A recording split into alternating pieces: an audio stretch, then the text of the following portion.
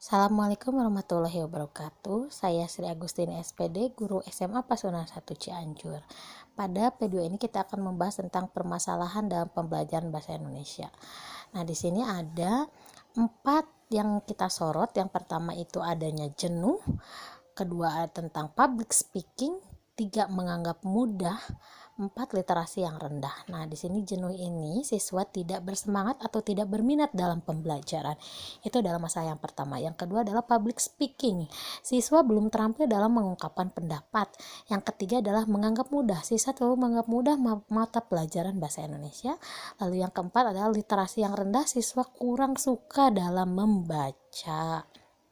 Nah, mari kita bahas satu-satu dari keempat contoh tersebut. Nah, di sini siswa tidak bersemangat atau tidak berminat dalam pembelajaran. Akibatnya yaitu siswa menjadi pasif, kurang fokus dan mengantuk di kelasnya.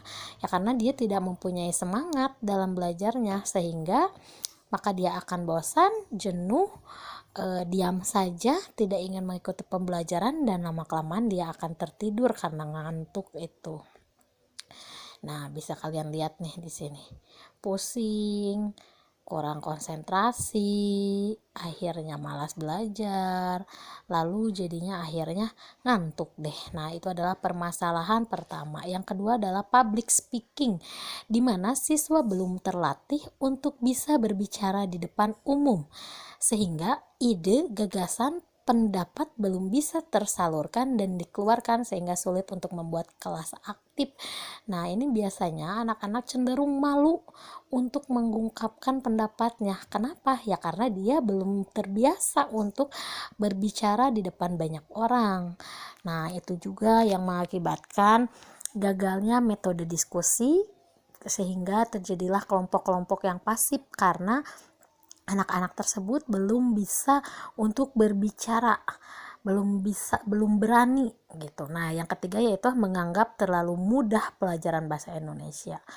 Ya, daripada mata pelajaran yang lain bahasa Indonesia mudah. Nah, itu biasanya siswa seperti itu, sehingga membuat dia tidak serius dalam pembelajaran karena menurut dia pelajaran bahasa Indonesia mudah, padahal pelajaran bahasa Indonesia itu butuh ketelitian, butuh konsentrasi untuk mempelajari bahasa Indonesia begitu. Nah, karena tadi dia menyepelekan pelajarannya sehingga membuat dia tidak serius dalam belajar, menggampangkan.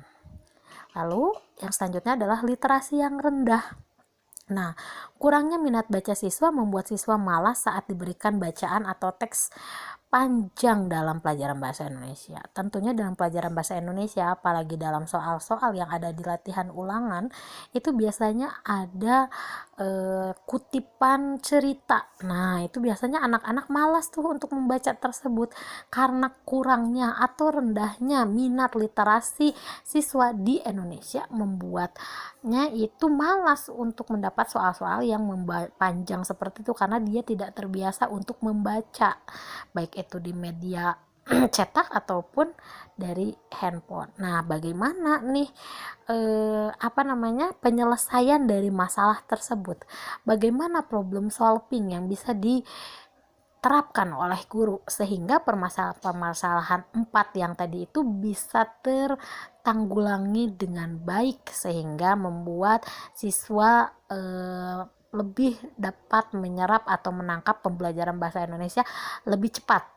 Tentunya seperti itu. Mari kita akan bahas satu-satu bagaimana solusi dan apa yang harus dilakukan oleh seorang guru untuk mengurangi permasalahan tersebut. Yang pertama adalah learning is fun. Nah, kita harus membuat pembelajaran itu senang.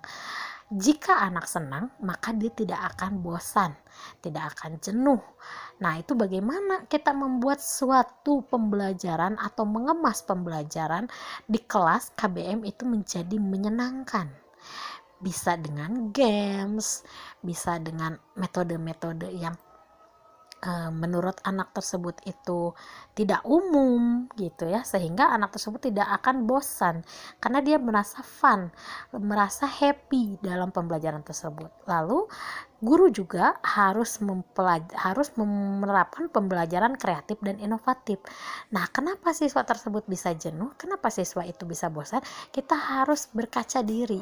Bagaimana kita mengajar sehingga membuat anak tersebut jenuh. Nah, maka dari itu, guru itu harus menerapkan pembelajaran kreatif dan inovatif. Bagaimana kita membuat media ajar yang menarik? Bagaimana kita menampilkan sebuah materi kepada anak menjadi menarik. Nah, itu adalah PR dari seorang guru, sehingga guru tersebut harus mempelajari pelajaran kreatif dan inovatif sehingga meningkatkan minat anak. Lalu di sini memberikan siswa banyak tugas membaca. Nah, yang tadi rendahnya tingkat literasi siswa. Jadi Indonesia sedang menggencarkan untuk anak bangsanya itu untuk menaikkan tingkat literasi anak tersebut. Harus senang membaca, karena membaca itu adalah jendela dunia.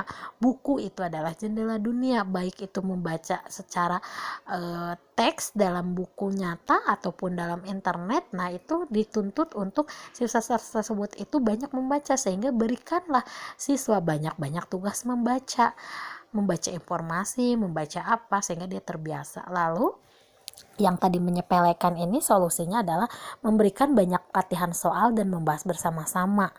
Nah, dalam membahas bersama-sama ini kita bisa kelihatan nih, soal yang menurut anak muda ternyata dia jawabnya salah karena tadi menyepelekan. Makanya butuhnya bimbingan kita sebagai guru untuk membahas soal-soal bersama dengan murid, sehingga kelihatan kemampuan si anak tersebut sampai mana, bisa terarahkan oleh kita jika kita terus membimbingnya dalam mengerjakan latihan soal tentunya.